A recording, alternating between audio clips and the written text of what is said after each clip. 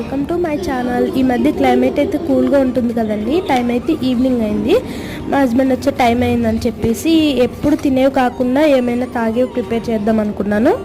ఇంట్లో చూస్తే నానబెట్టిన బాదం పప్పులు ఉన్నాయి. ఇంకా వెంటనే మా హస్బెండ్కి చాలా ఇష్టం అని చెప్పేసి ఆ బాదం పప్పులన్నీ ఒలిచేసి ఒక మిక్సీ జార్లో తీసుకున్నాం. అందులోనే ఒక యాలుక్కాయ, అదే అండి ఇలాచి, అంటే కొంచెము సొంటి ముక్క యాడ్ చేసుకున్నాను. దాన్ని అయితే ఇలా క్రీమీలాగా మెత్తగా పేస్ట్ చేసేసుకుని తర్వాత పాలు మరగపెట్టుకుని, చిక్కటి పాలు మరగబెట్టుకుని అందులోనే ఈ పేస్ట్ వేసుకుని మరిగిన తర్వాత కొంచెం షుగర్ యాడ్ చేసుకున్నాను. కలర్ కోసం అయితే ఒక పించ్ ఆఫ్ పసుపు యాడ్ చేసుకున్నానండి.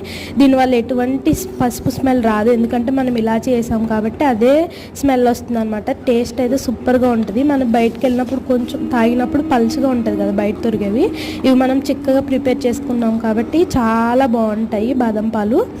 అదే క్లైమేట్ హాట్గా ఉన్నప్పుడు అయితే ఫ్రిడ్జ్లో పెట్టుకుని తాగితే ఇంకా సూపర్.